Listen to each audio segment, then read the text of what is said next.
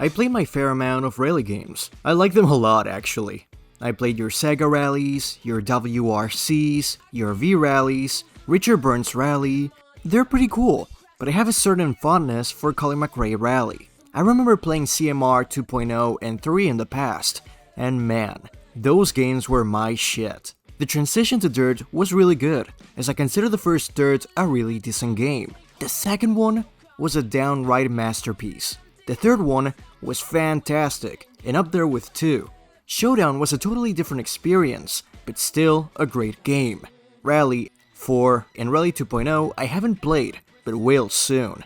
But we're not gonna talk about those games in this video. Today, the spotlight will be on DiRT 5. This guy right here should be nervous to be in the spotlight. As nervous as a high schooler who did not study for his oral lesson. And brother, the teachers are all staring at him and judging him under their breath. This is DiRT 5, ladies and gentlemen. DiRT 5 was born from an attempt from EA to split the DiRT franchise into 2 different branches, 2 different experiences.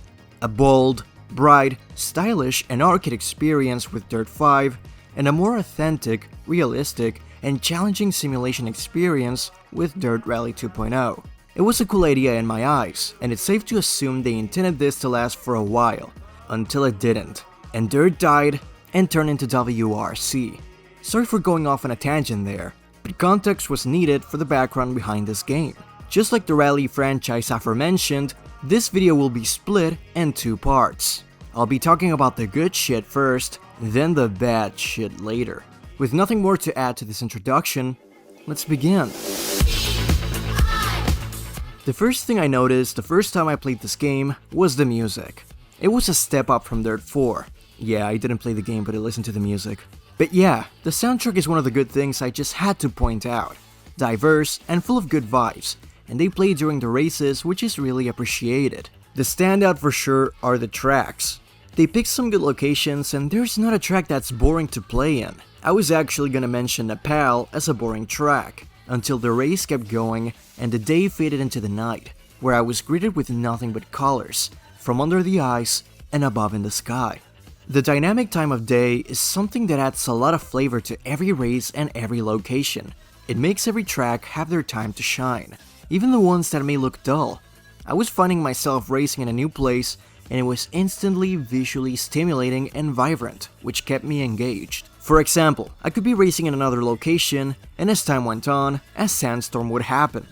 Things like that are really cool in my opinion, and it makes the environment look more alive, and it makes it feel like there's so much stuff going on while racing. So, extra points for that. The car roster is really cool. They have some neat wraps too, but there's a couple things I don't really like about the car list, which I'll mention when the bad shit part comes. The sound design was pristine in my opinion, just like in almost every Codemasters game. They did a really good job in that aspect as well.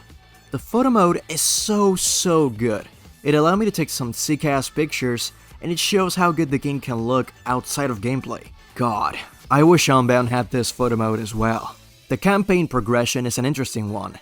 Not sure how to really feel about it.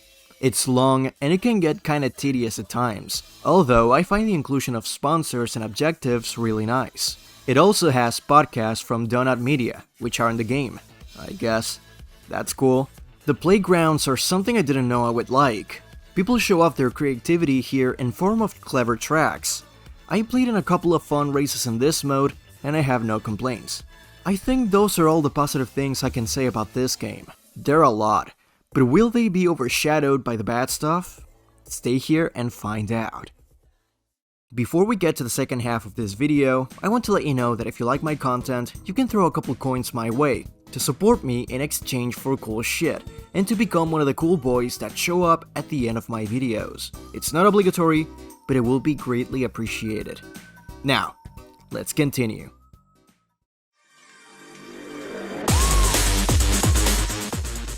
Damn, where do I even begin? Oh, I know.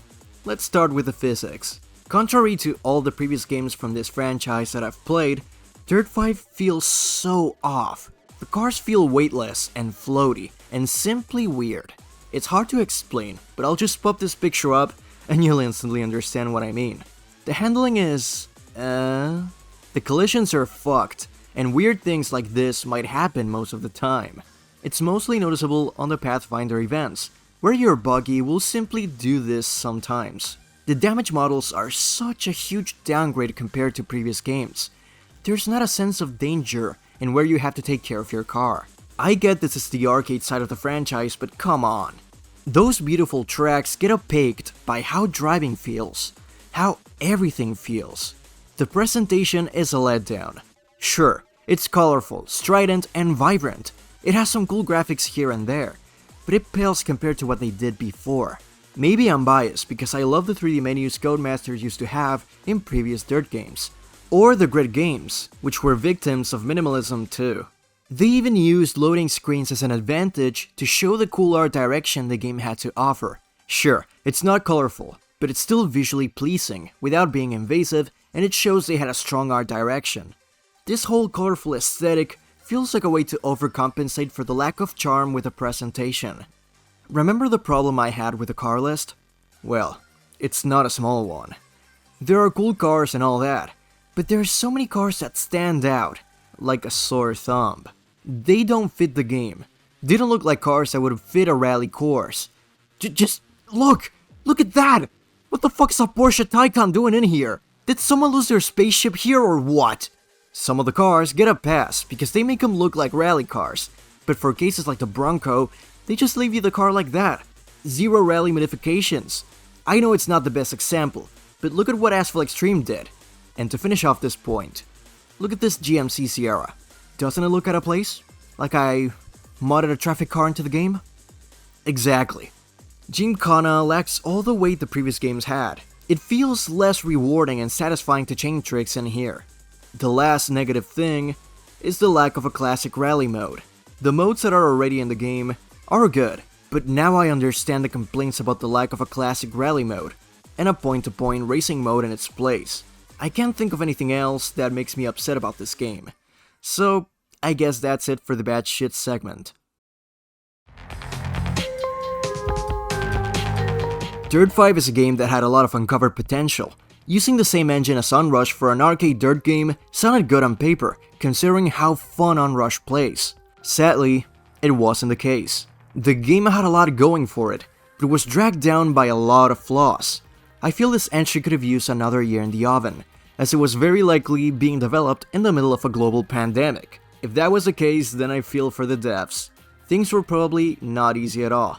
But in the end, the product feels undercooked, and it doesn't really feel like a DiRT game. If you're a casual gamer that's slowly getting into the arcade genre, you might like this game. If you're a DiRT fan, I feel your pain. My final verdict for this game is fitting. A 5.5 out of 10. Try it if you're a casual player, evade it if you're a fan of the franchise. Thank you for watching until the end. I hope I didn't sound too harsh in this video. It's not a horrible game. I had fun moments with it. But ultimately, it depends on the type of player you are. Again, thanks for watching, consider subscribing and giving your thoughts in the comments down below. Support me on Patreon to get some cool perks, listen to my podcast, and follow me on Twitch. All the links will be in the description. I'll see you in the next video.